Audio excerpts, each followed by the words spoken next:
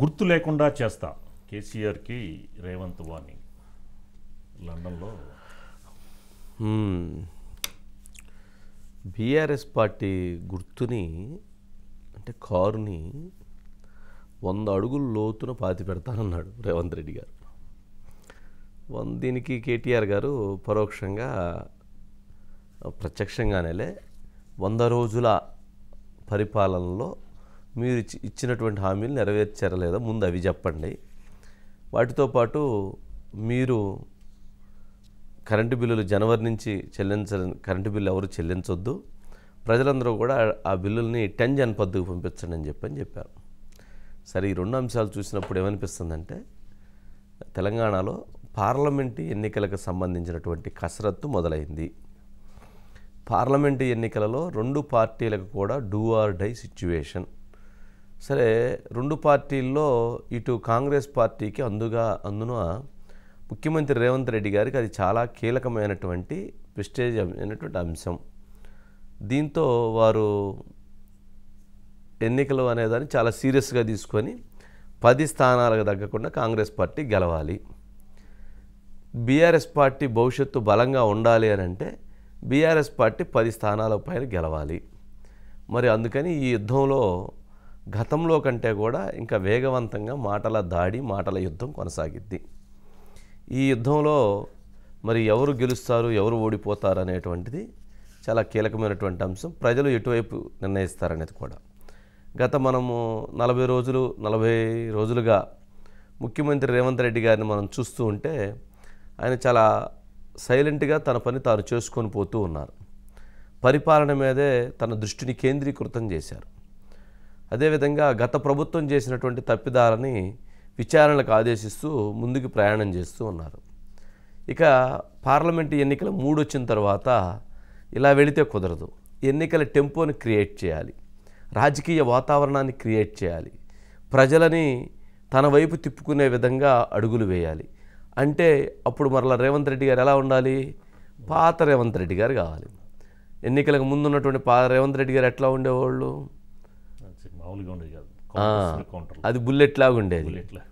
ఇప్పుడు సాఫ్ట్గా వెళ్తూ ఉంది. మళ్ళీ ఇప్పుడు బుల్లెట్ లాగా మారే ప్రయత్నంలో లండన్ వేదికగా ఆయనకి అన్ని రకాలుగా కలిసి వచ్చిందని అనుకోవాలి. సరే, ఈ నేపథ్యంలో జరిగినటువంటి ఆ బైట్స్ ఒకసారి ప్లే చేయండి. ఆ బైట్స్ చూస్తే మనకి రాష్ట్ర ప్రతిష్ట పెంచడం కోసం లండన్ పర్యటన ఏ రకంగా ఉపయోగపడుతుందో ఆ విషయాలు ప్రజలకు చెప్పి గౌరవం పెంచుకోవాల్సింది పోయి కారు గుర్తును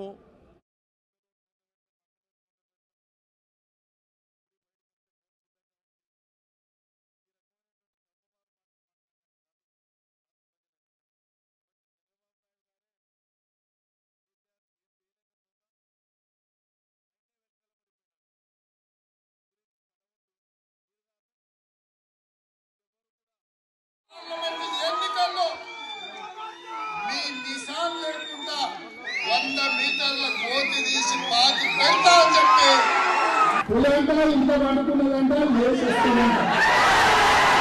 నేను కూడా దాని కోసం వేసిస్తున్నాను కదా. నా దగ్గర గోరుంది, నా దగ్గర వెల ఉంది, రమ్మని పులిని చెట్టు పేలాడగట్టే బాధ్యత మా కార్యకర్తలు.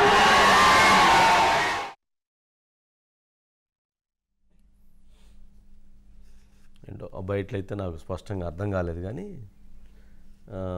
దాని ఉద్దేశం ఏంటంటే 100 అడుగుల లోతున బీఆర్ఎస్ పార్టీని పాతి పెడతానని చెప్పారు. రెండోది, భవిష్యత్తులో ఎవరైతే గత ప్రభుత్వంలో చేసిన తప్పిదాలను కూడా అదే స్థాయిలో వాళ్ళని చెడుగుడు ఆడతానో ఏదో కామెంట్ చేసినట్లుగా సమాచారం. సరే, దీన్ని బట్టి ఇక యుద్ధం రాజకీయ యుద్ధానికి కేంద్రీకృతమైంది.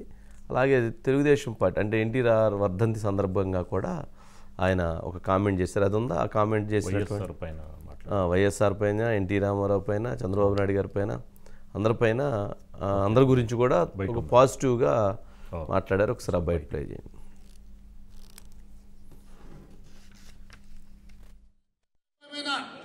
నందమూరి తారక రామారావు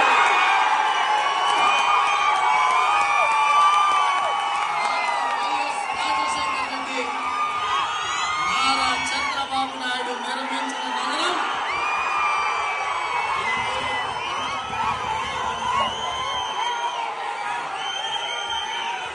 ఉద్దండులు, అతిరథ మహారథులు అక్కడ నిర్మించిన మహానగరంలో ఈరోజు ఐటీ రంగమైన, ఫార్మా రంగమైన, ఆర్టిఫిషియల్ ఇంటెలిజెన్స్ రంగమైన, డిఫెన్స్ రంగమైన ఏ రంగం చూసినా